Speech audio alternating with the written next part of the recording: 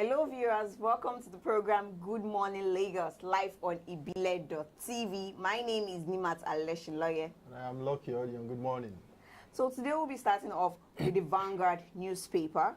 First, FG bans importation of 10-year-old all-age vehicles. The federal government has placed a ban on importation of all-age vehicles that are 10 years and above old from the date of manufacture. The ban is expected to take effect from 1st of January 2020. Vanguard learned the measure was one of the resolutions of Stakeholders Forum organized by the Office of the Secretary to the Government of the Federation, SGF, Mr. Boss Mustafa. For all-age operators following the recent road traffic inferno on Otedola Bridge in Lagos, where over many lives and properties were lost, the communique issued at the end of the meeting directed that mandatory certification of all-age vehicles will now be carried out twice in 12 months. APC presidential aspirants reject Oshomole's endorsement for Buhari. Vanguard. Four of the five declared presidential aspirants of the All Progressive Congress (APC) have rejected claims of a right of first refusal for President Muhammadu Buhari and the context for the presidential ticket of the party. The four, Mr. Adamu Garba II, Chief Executive Officer of IPI Solutions, one of the country's leading software solution providers, Dr. SKC Ogbonia, Chairman of Texas Energy Corporation, Chief Udo Gronya, a seasoned politician, and Alhaji Mumakai Unaga, a Second Republic lawmaker, made their session in separate declarations to Vanguard. The fifth person among the declared aspirants of President Buhari, who made his intention known for a second term on April 9th to a meeting of party leaders at the National Secretariat. Now you can read more of this news on any of the Vanguard newspapers for this morning. So moving on to the Punch. Buhari government confused, incompetent to stem killings, says Obasanjo. Former President Olusegun Obasanjo has again attacked the federal government, stating that the President Muhammad Buhari administration is incompetent and incapable of addressing the killings and poverty in the country. He argued that the administration was confused and had reached the end of its tether, while the nation was being left perilously to drift. Instead of providing solutions, the former leader said the government had been wriggling its hands and giving one unrighteous and unacceptable justification after the other. Still on the Punch, robbery suspect charmed, SARS operative to escape from custody. The two robbery suspects, Bukola Adeoye and Rotimi Adeyeye, who allegedly escaped from the custody of the Special Anti-Robbery Squad of the Ondo State Police Command, Akure, were alleged to have charmed the officers on duty to escape. Punch Metro had reported that suspects were arrested for, Punch Metro had reported that the suspects were arrested for robbery in Akure some weeks ago and were kept in the custody of SARS, but later escaped with handcuffs. I thought they could have protected themselves. I wonder. All right, we're moving over to The Guardian. Okay, so on The Guardian, Niger Delta leaders reject PIGB, insist on PIB. Stakeholders in Niger Delta have cautioned President Muhammadu Buhari against signing the Petroleum Industry Governance Bill, alleging that it seeks to privatize the country's oil and gas assets and to no further impoverish the people of the region. They want that any attempt to privatize the oil and gas assets in the Niger Delta under the guide of the PIGB would reignite the clamor for resources control, would reignite the clamor for resources control. Spokesman of Pan-Nigerian Delta Forum, PANDEF, Anab Sarah Ibe, said the only oil reform bill that would be acceptable to the people of the Niger Delta was the original Petroleum Industry Bill, PIB, which had earmarked 10% equitable share for the oil-producing communities. OPS cautions government against tax increase for businesses. The umbrella organization of employers in the organized private sector of Nigeria and the Nigerian Employers Consultative Association has cautioned the federal government against increasing tax rates for organized businesses and employees. Rather, they advise that more people should be brought into the tax net by expanding the base, as improving the national revenue base is key to avoiding continued reliance on borrowing to fund capital projects. This, NECA said, is to encourage efforts to improve non-oil revenue generation as the most realistic way to reduce the debt service and revenue ratio, as articulated in the Economic Recovery Growth Plan, ERGP, of the federal government. Moving on to the Sun. FG unveils Nigeria Air as new national carrier. The federal government yesterday at the Farnborough Air Show in London unveiled the name of its new national carrier as Nigerian Air. The government also adopted the Nigerian's color green, white, green as the brand colors for the carrier, while the airline logo, as cited by Daily Sun, has the coat of arms crested on it with the inscription, "Bringing Nigeria closer to the world." Minister of State for Aviation, Mr. Adi Sirika, speaking at the event, said the Nigerian Air will be private sector driven, with the Nigerian government holding about 5% equity in the airline. The government has set December 24, 2018 for the inaugural flight of Nigerian Air, and the minister assured that the government will do everything legally permissible to fast-track the listing of the airline as a member of the International Air Transport Association, as well as the speedy subsection of the airline to the ITA Operation Safety Audit, enable its fly international routes. Eagle Star drags club to EFCC.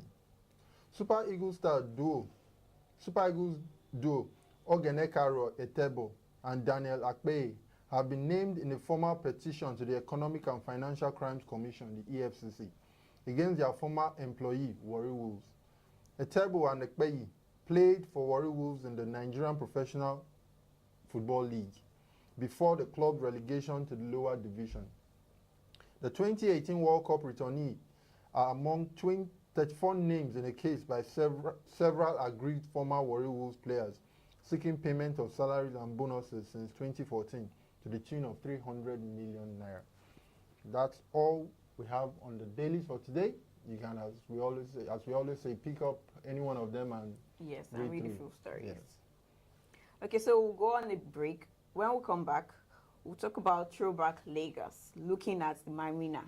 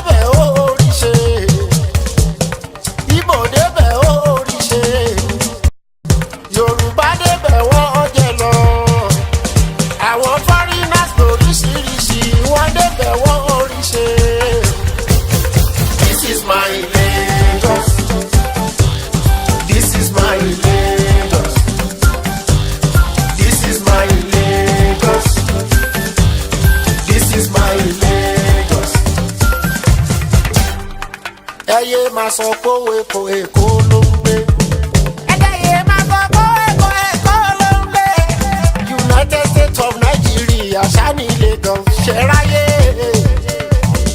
Ìràwọ̀ Èkó kò ní wọ̀ lóko, òṣùpá ẹ̀ kò ní wọ̀ láàdì. Ìbà Ọlọ́run ọba ìbà ènìyàn, ọba Olúwa máa ṣe lèkó jẹ́ fún wa o. This is my Lagos. This is my Lagos. This is my Lagos. I said this is my Lagos. Èkó mo ń lọ, òbèlè lórí omi.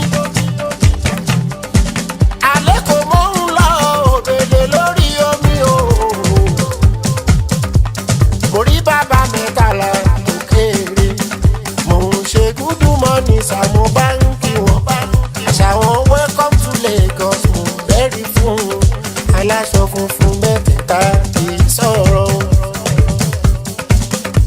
Islanders mi ò jẹ́ kó yan yín kéré. Gbogbo ọmọ Èkó mi ò jẹ́ kó yan yín kéré.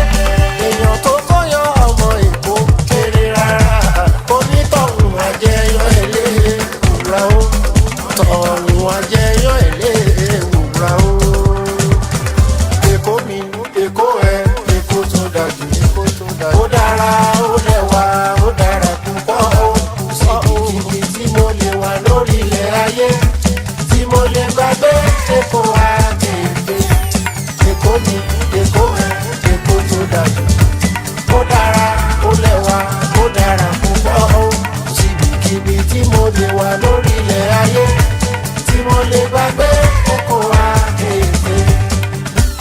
Èkó àkèké. Welcome back. You are still live on Good Morning Lagos, live on ibile.tv. So today on our Throwback Lagos, we'll be looking at Marina, which was home to slave trade merchants back then in the 90s. So Marina, like they said, is home to the Brazilian quarter of Lagos, where the majority of the slave trade returnees from Brazil settled. Many families lived on Broad Street in that environment. Marina has always been epic in the Yes. the scheme of Lagos State. It has always been, should I use the word, the focal point of Lagos in general, because that was where the first Obas used to stay. Yes, And yes. most of the slave traders, once they come into Lagos via Via the lagoon. the lagoon, they just go into Marina and then trade is done there. So Marina has always been very, very prime. So the poor eastern side of the island contains the main market and the poorer housing, and up till today the market is still there. Yes, it's still Most there. times just hear our mothers and sisters saying Say, they are going to "We are going to Saleko." Exactly, we are going to Saleko to go and buy stuff, and then it's still something like that. And the island is extremely crowded and congested. Exactly. Till now, it's Till still now. extremely crowded and congested. And said an attempt have been made to build new roads over the lagoons in order to improve traffic flow. Formerly, Marina was kind of small. It wasn't as big as it is. It didn't have a now. lot So of parts. exactly. So they had to make provisions. As time went by, there was provision for places to live and offices to come. And presently now, it's the hub of commercial activities for Yes. most banks. For most of the head office can be found at the environment. In Marina. And then we failed to mention that the festival is always held in Yes. Marina. From time, the festival has always been held in Marina, which is the Tafawa Balewa Square. Square, yes. And till now, it's still being held there. So Marina is really key in the scheme of things in Lagos State, as we said. So many things happen in Marina. There's a market, there's a bank. Electrical appliances manufacturer. Exactly, they are there. UAC Foods, a whole lot of A lot. companies have actually settled in Marina. Marina from time back. So, Nima, any other thing you want to tell me? No, that would be all for our Throwback Lagos. Yeah. Marina Street, the most populous, influential street in Lagos. Yeah, Broad Street. So, we'll be taking off and then we'll be seeing what the weather is today in Lagos. So, we'll see what's happening in different parts of Lagos, what the Yes. weather is. Is it So you'll raining be able in to your prep area? yourself. Is it sunny in your area? We'll be able to let you know.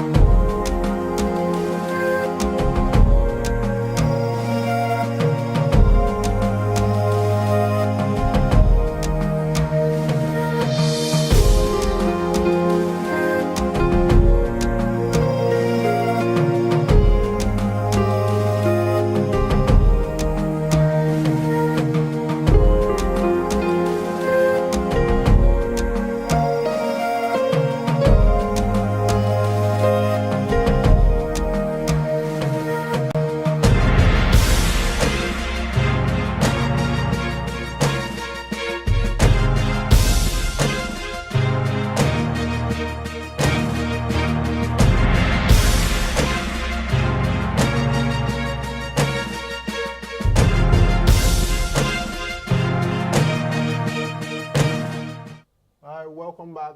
This is Ibile.tv, IBILEDOT TV on all social media platforms. And that's the weather for today in Lagos.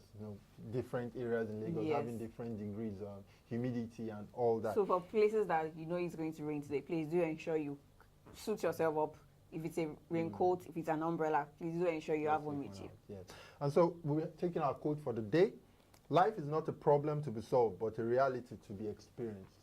So Really, that's is. it. It's a reality to be you experienced. have to because experience it. You can't just you can't solve life problem because at every step you take, there's always a problem. Exactly. So you can't always solve everything, but experience it and use that experience to move on.